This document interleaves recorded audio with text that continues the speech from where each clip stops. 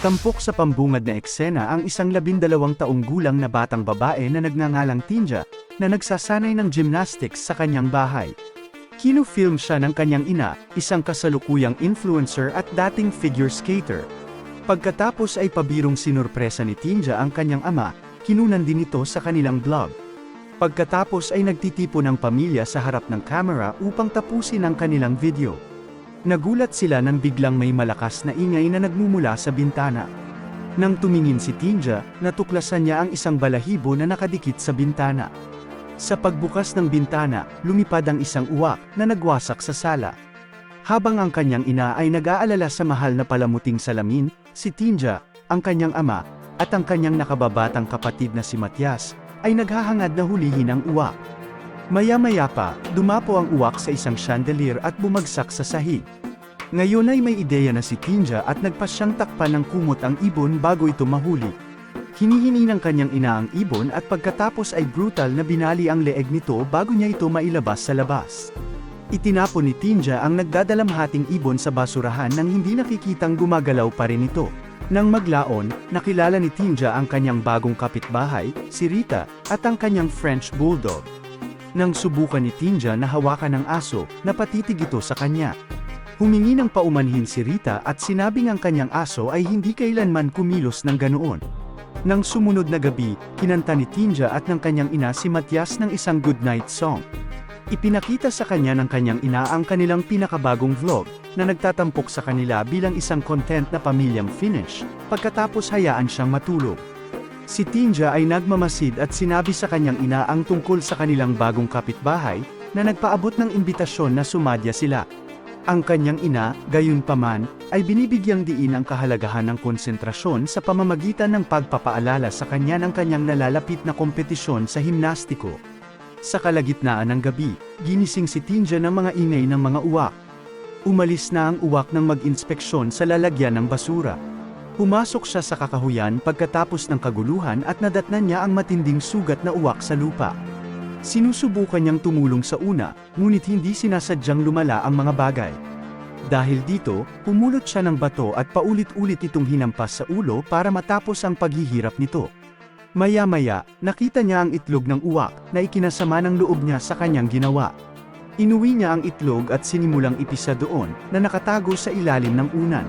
Kinabukasan, inialay ni Tinja ang kanyang sarili sa pagsasanay sa himnastiko, ngunit nagpupumilit siyang mag-flip at gumawa ng magandang landing. Ipinapaalam sa kanya ng kanyang instructor na maliban na lang kung umuunlad siya, hindi siya papayagang makipagkumpetensya sa isang nalalapit na event. Inaanyayahan siya ng mga kaibigan ni Tinja na tumambay pagkatapos ng pagsasanay, ngunit tumanggi siya dahil sa pag-aalala sa opinyon ng kanyang ina. Umuwi si Tinja at natuklasan ang kanyang ina na nakikipaghalikan kay Tero, isang repairman. Si Tinja ay umatras sa kanyang silid bilang resulta ng hindi komportabling suliranin na inilalagay sa kanilang lahat. Maya-maya, pumasok ang kanyang ina na may dalang bagong damit para sa kanyang paparating na kompetisyon.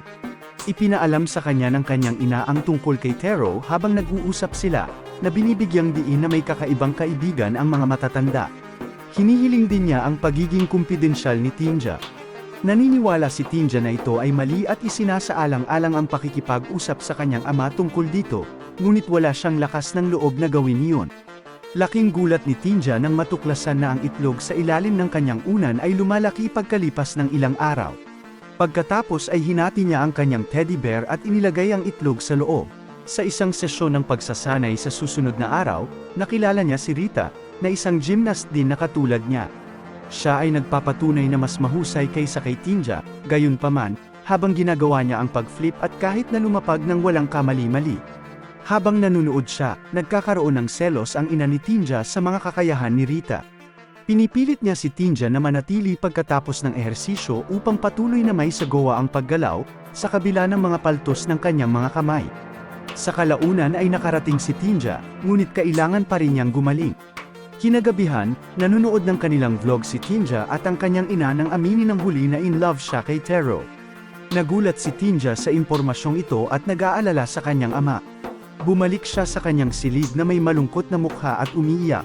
Ibinaon ang kanyang ulo sa napakalaking itlog na yon. Ang itlog ay magsisimulang mapisa sa paglipas ng panahon, sa kalaunan ay nagpapakita ng parang claw appendage. Nagtago si Tinja sa kanyang aparador at tumitig sa mga bitak dahil sa takot. Maya-maya, isang kakaibang kalansay na parang ibon ang lumitaw at tumakas sa bintana. Dumating ang ama ni Tinja upang mag-imbestiga nang marinig niya ang tunog ng pagbasag ng salamin sa mga bintana. Mabilis na ibinalot ni Tinja ang kanyang kumot sa mga pira-piraso ng itlog at ipinaalam sa kanyang ama na may malaking ibon na bumasag sa bahay. Nang sumunod na gabi, muling lumitaw ang misteryosong nilalang sa silid ni Tinja, na ikinagulat niya. Sinubukan niyang tumakas ngunit natuklasan niyang nasaktan siya ng isang piraso ng basag na salamin. Nag-aatubili na tinanggal ni Tinja ang shard at itinago ang kanyang mukha dahil sa takot. Hindi nagtagal, iniunat ng hayop ang kamay nito at kinuha ang kamay niya, na inakay niya itong alagang-alaga. Nakipagkaibigan siya sa nilalang at binigyan ito ng pangalang Ali matapos mapagtantong wala itong banta. Pagkatapos ay nilinis niya si Ali sa bathtub at pinatulog ito sa ilalim ng kanyang kama. Habang natutulog, ginising si Tinja ng tahol ng aso ni Rita, na nagpagising din kay Ali. Ang halimaw pagkatapos ay tumagos mula sa bintana at lumipat sa direksyon ng tahanan ng kapitbahay. Di nagtagal pagkatapos ng paggising, natuklasan ni Tinja si Ali na nakahiga sa ibabaw niya at ang pugot na ulo ng aso ay nakahiga sa tabi niya. Nagsimula siyang masuka sa nakakatakot na tanawing ito, ngunit nang magsimulang kainin ni Ali ang kanyang suka, mas lalo siyang naiinis.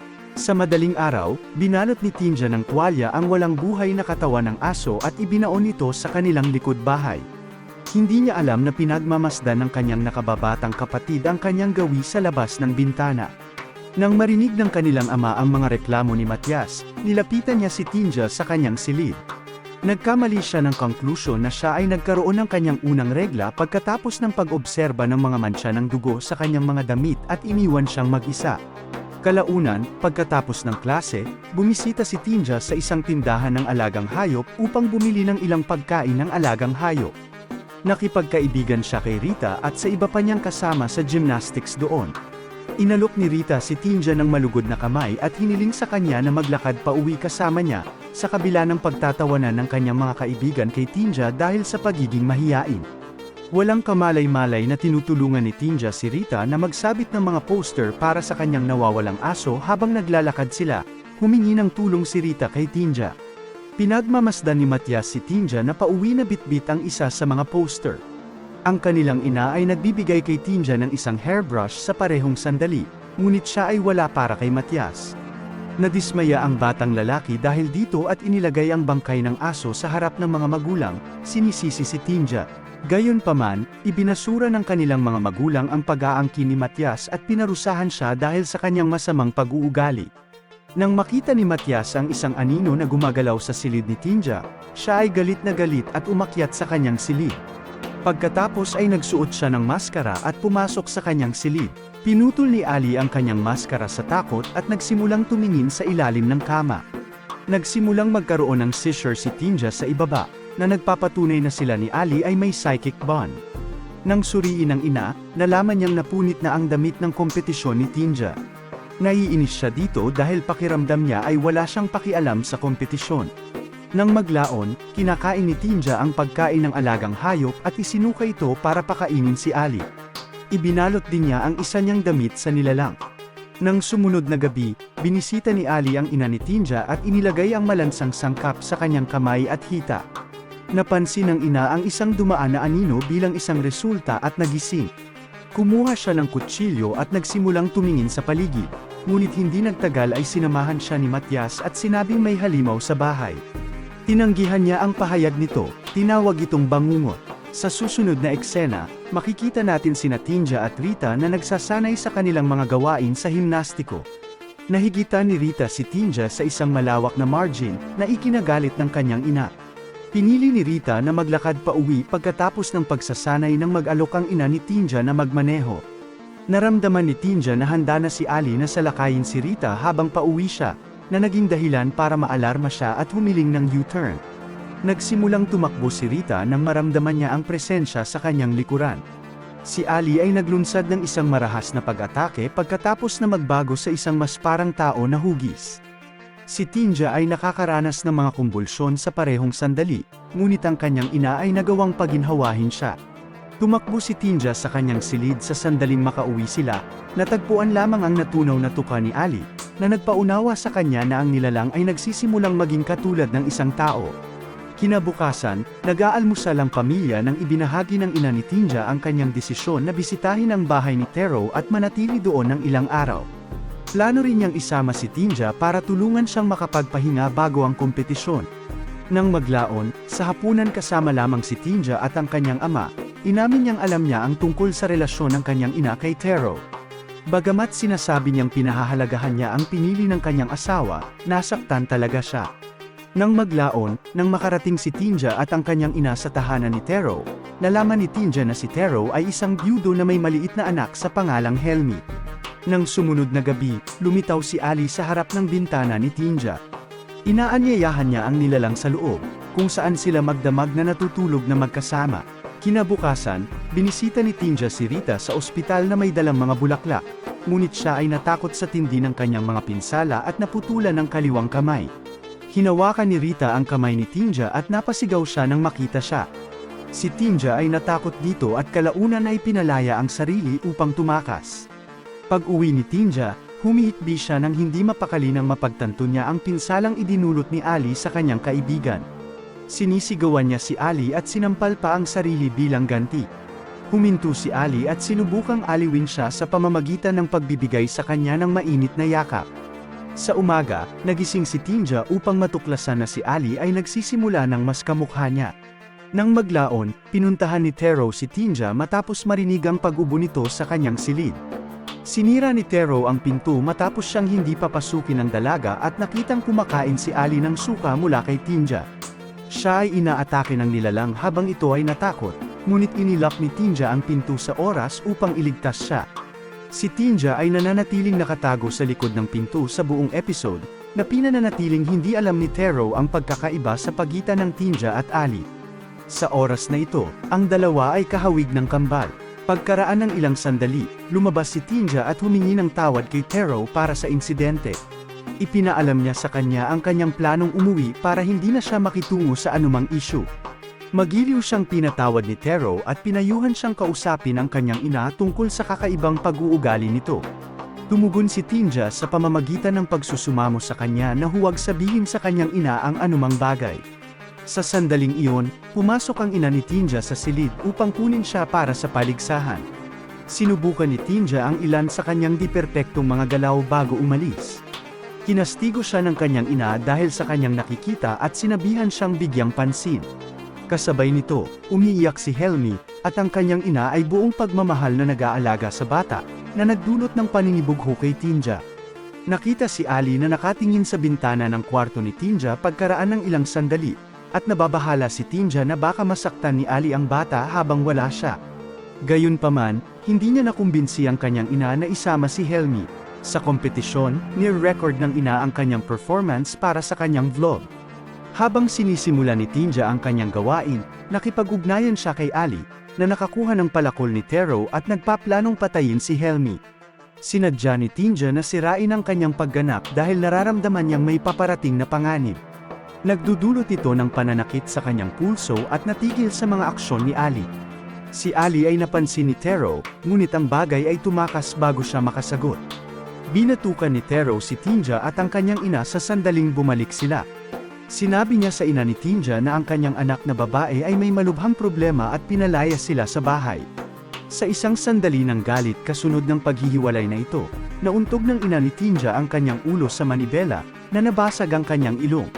Inakusahan niya si Tinja na sinisira ang kanyang kaligayahan. Pagdating sa bahay, nakita ni Tinja si Ali sa labas ng kanyang bintana, ngunit sa pagkakataong ito ay pinipigilan niya itong makapasok at sa halip ay itinulak ito palayo. Pagkatapos ay naglakad si Tinja sa silid ng kanyang ina at nangakong gagawing mas mabuti sa susunod na oras. Ang kanyang ina ay galit pa rin sa kanya, bagaman. Nasa closet si Ali nang pumasok ang nanay ni Tinja sa kanyang silid habang gumagamit siya ng banyo.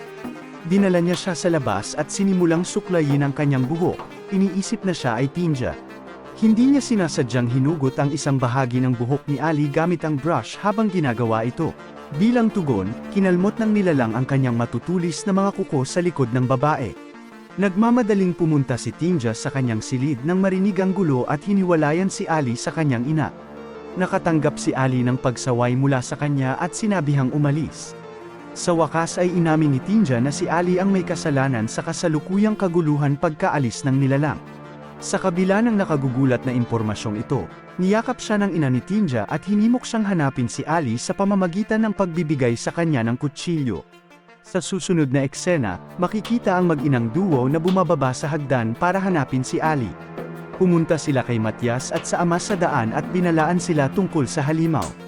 Inatake ng nilalang ang ina at itinulak ito nang bumalik sila sa silid ni Tinja. Gayunpaman, nakahanap siya ng paraan upang magamit ang kanyang kutsilyo, sinasaksak si Ali sa binti sa proseso. Sinubukan ni Tinja na pigilan ang kanyang ina mula sa paglulunsad ng pangalawang pag-atake sa pamamagitan ng pagturo na siya ang nagpasa kay Ali. Ang pag-atake ay isinasagawa pa rin ng kanyang ina, ngunit ang hangal na batang babae ay namagitan at sinaksak ang sarili sa proseso. Namatay si Tinja kay Ali, namamatay habang ang kanyang dugo ay tumagos sa bibig ng halimaw. Si Ali ay naging isang buong tao bilang isang resulta.